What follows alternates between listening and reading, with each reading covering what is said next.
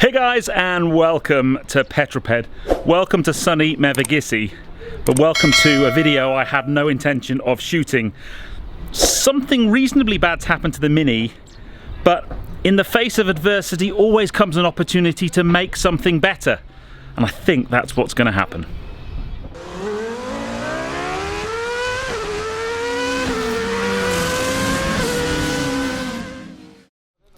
Now then, I'm here at my house in Cornwall that I talk about all the time, but the bit I've never actually shown you is where my off-street parking is.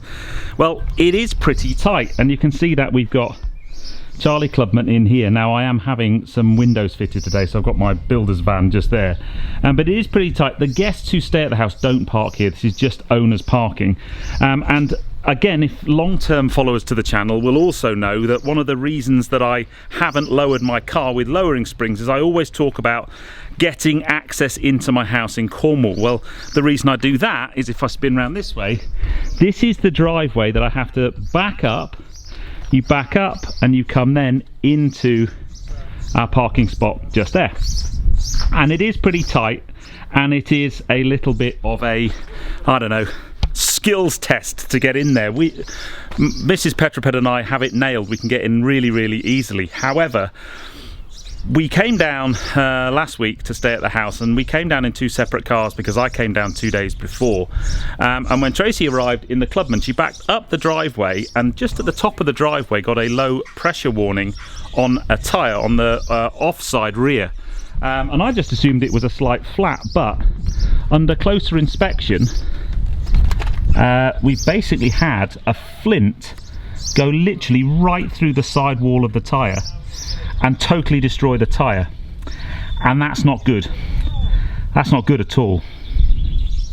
So the big question is, what am I going to do? Well, I have a number of challenges. Challenge number one is Clubman's came with run flat tyres, so I don't have a spare wheel.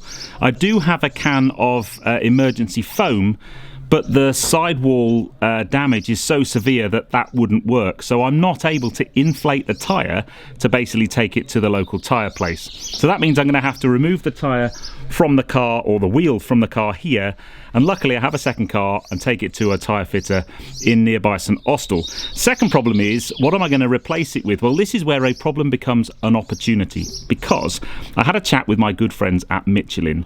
When I fitted the tyres and wheels last year, I was never really happy with the profile. I fitted 245 30 19-inch, and it was just a little bit too low a profile, and that's one of the reasons why I've got such a severe arch gap.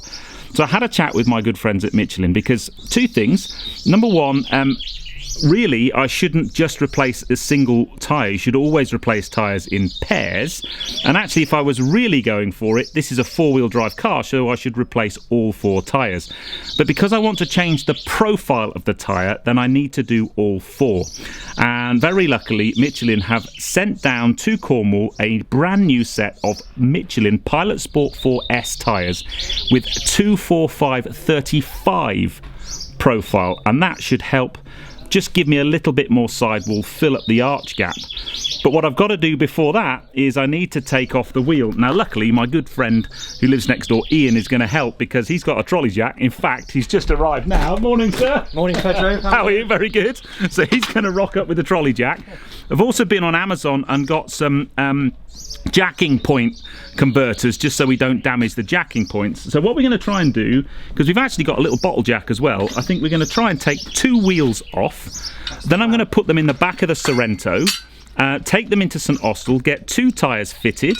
I know there'll be a different profile to the fronts, but it's literally only like 5 or 6 miles. It's not very far. And then we'll bring those two wheels back, put them on the back of the Clubman, then drive the Clubman over to St Austell and fit the fronts, and then we can do things like checking the torque of all the nuts and stuff. But that's the plan. I think that made sense. So the next thing we've got to do is make sure, or see if we can get a trolley jack underneath the car and get these wheels off. Easy peasy.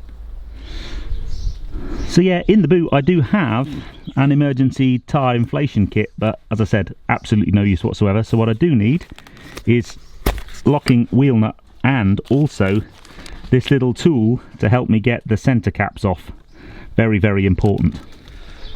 Now then, run forward about 15 minutes. We have a problem, Houston.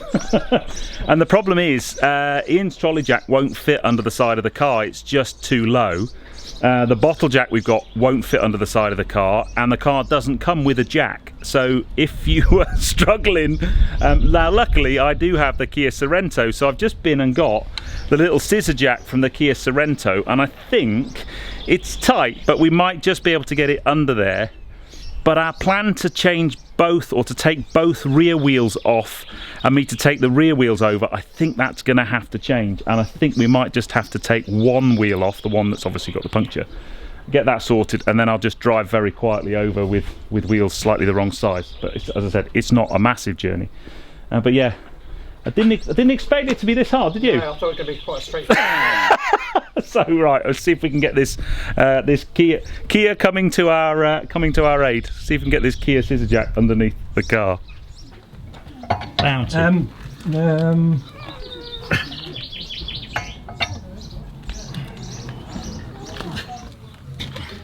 As long as it's, I mean, I can't see it's going to slip. No. So the weight, because just that you've got. Go up a bit more here, I suppose. Not by much. A bit more? Yeah. Let's get the one more. One more. Oh. There she blows. That should not have been that difficult. I'd love to know. I'd love to know what you meant to do. What a standard Clubman owner's supposed to do. I know.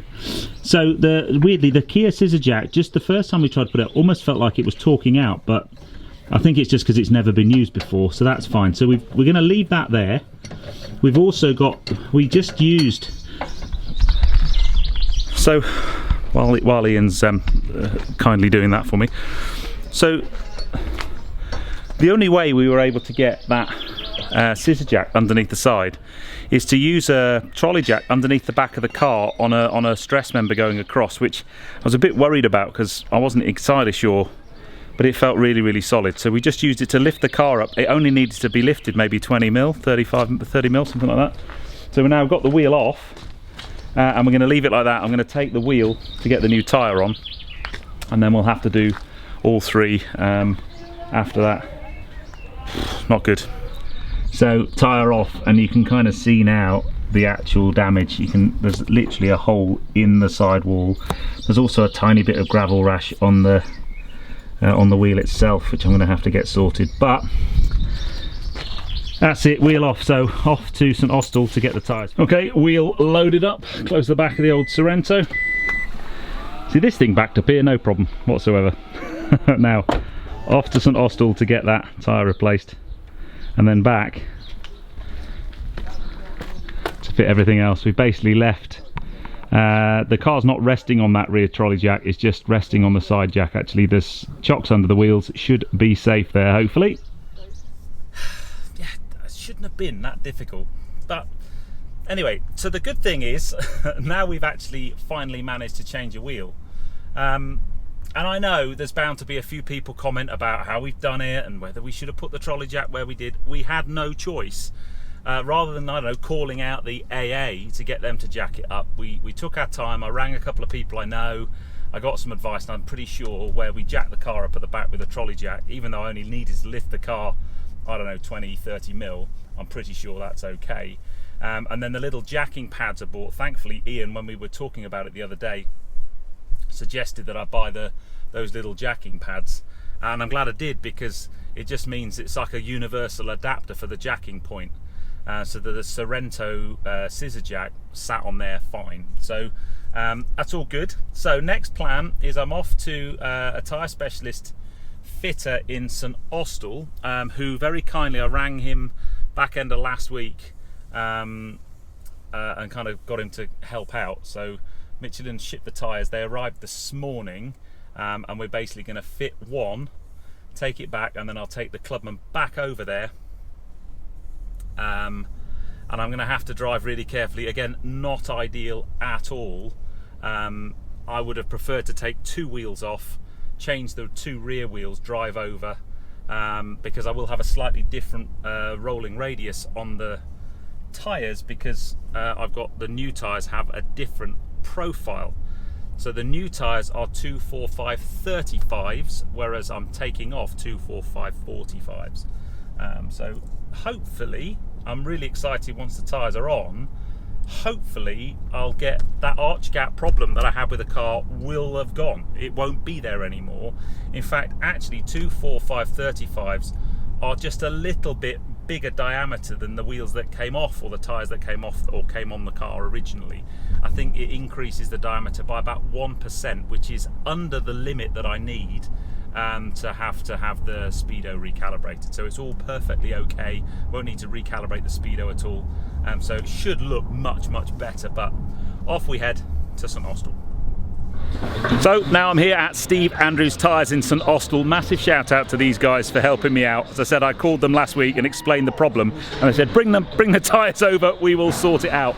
So I've already got the first tyre being removed. Hopefully that won't take very long. I've then got to put that in the car, go back to Mevagissey, put it on the club, and then come back here to get the other 3 fitted. But yes, hopefully we're getting there. We're getting there. And as if by magic, all done, and that looks much better. Very nice. Well, that didn't take very long at all. So back to Mevagissey with the new wheel and tyre in the back, and I have to say I am very excited because the difference in profile, now I'm sure many of you know this, but the width 245, that's the width of the tyre in millimeters, and then the 30 or 35 part, that is the percentage of that width, that is the side wall profile. So I'm clearly going to have a bigger side wall, but just looking at the wheels and tyres together, it looks so much better, and I cannot wait to get all 4 tyres and wheels fitted and on the car, and the car sat down, just to kind of see what it looks like. But let's go back. It's just delightfully started to rain. Head back to Meva, get Ian to give us a hand again. We'll get the wheel on the back and then back into St Austell to get the other 3 done.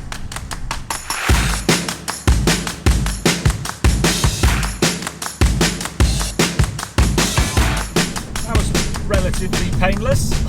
So yeah, we've just put the wheel on, and I haven't shown you pictures of the wheel on the car yet, especially with the arch gap and stuff, because I want to save that until all 4 wheels are on. But yeah, super easy. So I'm now back on my way to St Austell. I am driving reasonably gingerly, just because I've now got one completely new tyre with a slightly different rolling radius on the car, which isn't ideal by any means. And the other thing is I haven't got a torque wrench with me, so I've just nipped up those nuts pretty firmly, but I want to get them properly torqued once all the wheels are on. And then the last thing that's happening is, it's just completed now, I've just done a quick tyre pressure monitor reset, because when I got in the car to back it out the drive, I had a complete div and tried to ring Mini Assistance because it said I had a flat tyre. So that's all good now. So yeah, it's just a case of going back and getting the other 3 done. And I am mildly excited about what the car's going to look like now I've got the slightly higher sidewall on the car. As I said, you know, when we did the wheels and tyres originally, it's very difficult because I didn't know what it would look like, and I've always thought, you know, I really wish that is not a good place to break down, my friend. Not a good place at all. Let's hope he's not just stopped there, so I don't know, answer a call or something. Yeah, it was always just a little bit thin, and the arch gap always bugged me a little bit, and I know I got lots of you guys gave me feedback as YouTube generally gives you. And then the flaps was one of the ways, the rally flaps was one of the ways to kind of deal with that arch gap. So it'd be interesting to see what they look like now when the arch gap has gone, and whether or not they stay. That's an interesting one. But yeah, I'm going to mooch on my way back to St Austell and then get the rest of these tyres.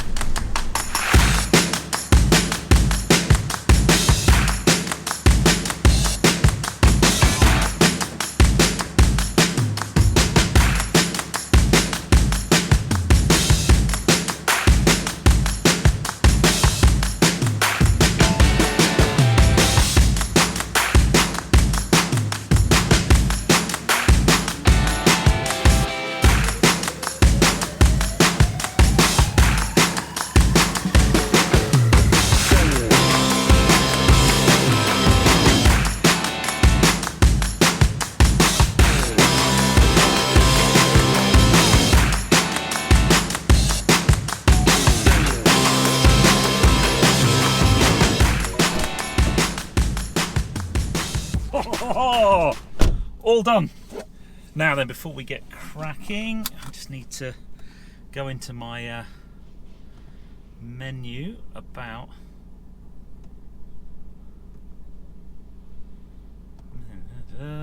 vehicle status, tyre settings, perform reset. Cool. So, all done. Now then, thanks to Steve Andrews Tyres for just brilliant service. I couldn't really do any bits to camera in there because the guys had some lovely loud music playing, and I would have definitely got a copyright strike.